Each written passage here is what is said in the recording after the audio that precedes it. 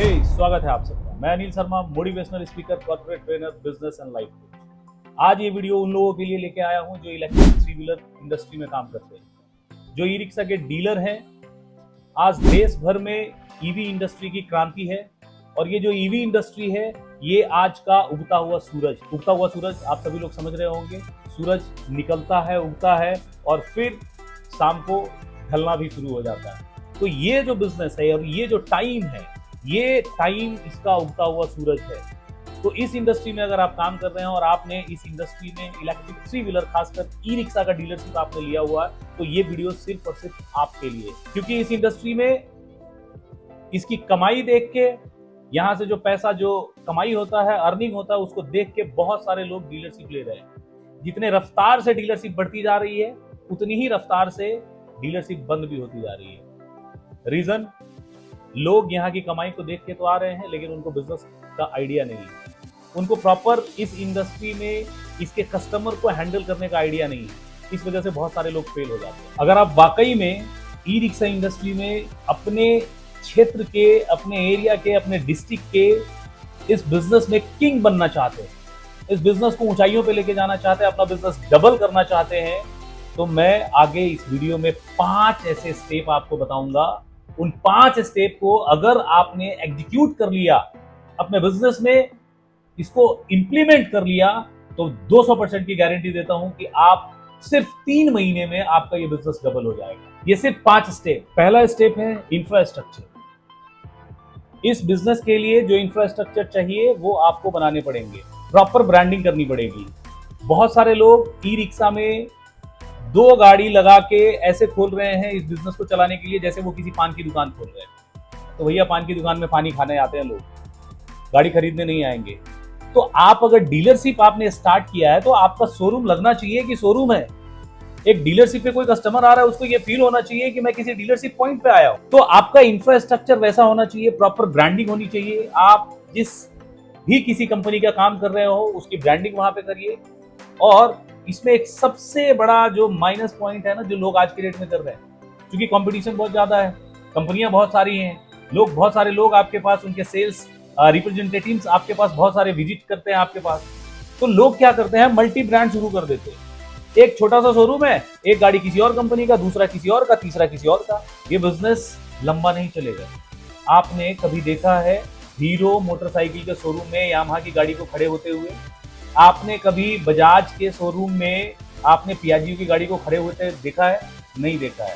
सो ये गलती आप भी मत करिए। आपने जिस ब्रांड का काम लिया है, किसी एक कंपनी का काम लिया है, तो उसकी गाड़ी ही आपके शोरूम में होनी चाहिए विथ प्रॉपर ब्रांडिंग। बहुत ज्यादा मैं ये नहीं कह रहा है कि बहुत ज्यादा हाई फाई आप शोरूम बनाइए, लेकिन एटलीस्ट इस सेगमेंट के जो कस्टमर है उनको लगना चाहिए कि मैं किसी शोरूम में जा रहा हूं, वहां से मुझे गाड़ी खरीदना है। तो इंफ्रास्ट्रक्चर पे आपको ध्यान देने की जरूरत है, इन्वेस्टमेंट बढ़ाने की जरूरत है। 2 गाड़ी पे कोई भी डीलरशिप नहीं चलता है। आज के डेट में जहां पे भीड़ होती है, कस्टमर वहीं पे जाना पसंद करता है, क्योंकि हर आदमी चाहता है कि अगर वहां पे मैं जाऊंगा, वहां पे अगर 10 गाड़ियां हैं, 20 गाड़ियां हैं खड़ी है, तो मैं उसमें से जो चाहूंगा वो मैं ले सकता हूं। मुझे रेड कलर की चाहिए, मुझे ग्रीन की चाहिए, किसी का चॉइस येलो है, किसी का किसी और कलर का चॉइस है, किसी का डुअल कलर में है। तो आपके पास इन्वेस्टमेंट आपको बढ़ानी है कि नंबर ऑफ व्हीकल्स आपके शोरूम में ज्यादा से ज्यादा खड़ी। And the second point is know your products. इस इंडस्ट्री में बहुत सारे न्यू कमर्स आ रहे हैं, बहुत सारे नए लोग इस व्यापार में आ रहे हैं, लेकिन उनको माल बेचना तो वो चाहते हैं लेकिन माल के बारे में पता ही नहीं होता है, उनको अपने प्रोडक्ट के बारे में पता नहीं होता है। सो दैट्स वाई सबसे पहले आपको अपने प्रोडक्ट के बारे में जानकारी लेने की जरूरत है कि आपके गाड़ी का क्या स्पेसिफिकेशन है, आपके गाड़ी के क्या फीचर्स हैं, आपके गाड़ी का क्या यूएसपी है, what is the unique selling point of your vehicle, जिससे कस्टमर अट्रैक्ट होंगे और आपसे गाड़ी खरीदेंगे। वो आपको मालूम होना बहुत जरूरी है। और तीसरा जो सबसे बड़ा मेजर पॉइंट है, नो योर कस्टमर। क्योंकि इस सेगमेंट का जो कस्टमर है बहुत ही डाउन टू अर्थ का कस्टमर है, जो पहले से कोई रिक्शा चला रहा था, ठेला चला रहा था, टेम्पो चला रहा था, वही customer. It's a specified customer segment. ये 2 व्हीलर या कार का शोरूम नहीं है। 2 व्हीलर कार का शोरूम क्या होता है? It's open segment, open consumer segment. मेरी जरूरत है, मैं भी जाके कार खरीद सकता हूं, आपकी जरूरत है, आप भी आके खरीद सकते हैं। बट 3 व्हीलर ई रिक्शा वही आदमी खरीदता है जिसको उसकी जरूरत है, जिसको जीविकोपार्जन करना है। बहुत गरीब लोग होते हैं जो आपके पास आते हैं इन गाड़ियों को खरीदने के लिए। तो उनके बारे में आपको समझना बहुत जरूरी है, उनकी नीड क्या है। अगर वो माल ढोने के लिए गाड़ी लेना चाहते हैं और आप उनको पैसेंजर कमा देते हैं, तो उनकी नीड पूरी नहीं होगी, उनका कमाई पूरा नहीं होगा, तो कभी वो कस्टमर रेफरेंस आपको जनरेट करके नहीं देंगे। अगर उनको पैसेंजर की जरूरत है और आपने उनको माल ढोने वाला गाड़ी दे दिया, तो वो कस्टमर जनरेट करके नहीं देंगे, उनकी नीड पूरी नहीं होगी। उनका बजट को आपको समझना पड़ेगा कि क्या बजट है उनके पास। बड़ी मुश्किल से वो पैसा गहने जेवर कहीं से बंधक रख के वो आपके पास आते हैं लेके, उनका फाइनेंस, उनका बजट आपको देखना पड़ेगा और उसके अकॉर्डिंग आपको उनको सजेस्ट करना है कि ये गाड़ी आपके लिए है। तो कस्टमर भी हैप्पी हो जाएगा कि मैं ऐसी जगह पे आया हूं जहां पे मैंने अपनी जरूरत को रखा और डीलर ने मुझे सपोर्ट किया और मुझे बताया कि मुझे क्या चाहिए। सो दैट्स वाई ये बहुत इंपॉर्टेंट थिंग है। And the fourth point is after sale service. गाड़ी लोग बेच देते हैं, लेकिन जब कोई कस्टमर गाड़ी में कोई प्रॉब्लम होता है, कोई खराबी होती है, जब शोरूम पे आते हैं तो उनको भगा देते हैं, बोलते हैं कि चले जाओ फलाने जगह पे शोरूम है, वहां पे सर्विस सेंटर है। तो ऐसे लोगों का धंधा तो कभी चलना नहीं है। So that's why after sale service आपका बहुत स्ट्रांग होना चाहिए। क्या करेंगे कि कस्टमर हमसे अट्रैक्ट रहेंगे। गाड़ी आपने बेच दी, बहुत सारे लोग फ्री सर्विस देते हैं, तो टाइम पे जो फ्री सर्विस का ड्यूरेशन है उस टाइम पे उनको कॉल करके रिमाइंड करा के उनको अपने शोरूम में बुलाइए और जो फ्री सर्विस है उनको दीजिए। गाड़ी में किन चीजों का ख्याल रखने से कम समस्याएं आएंगी, ये जानकारी आप अपने कस्टमर को दीजिए, क्योंकि वो बड़े इलिटरेट कस्टमर हैं, बहुत कम पढ़े लिखे लोग होते हैं।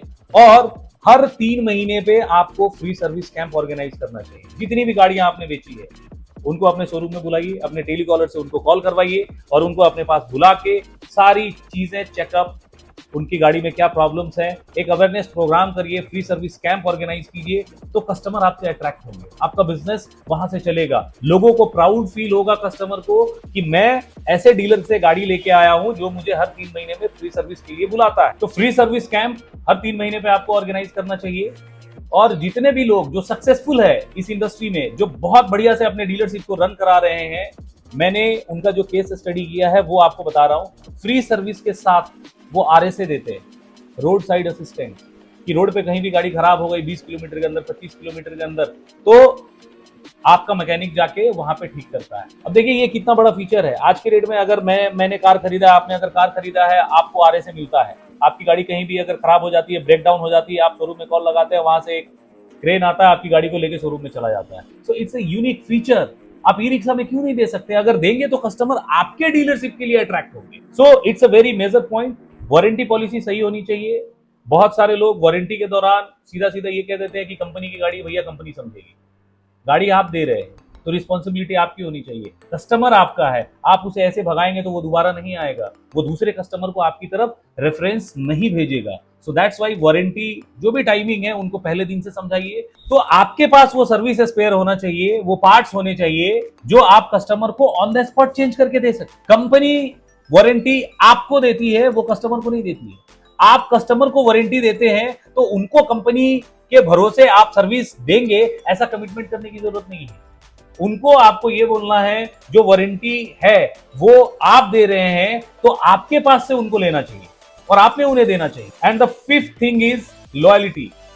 कस्टमर को लॉयल कैसे बनाए, क्योंकि loyalty he repeat and reference generate करके देगा आपको, नए नए कस्टमर आपको जनरेट करके देगा। कैसे?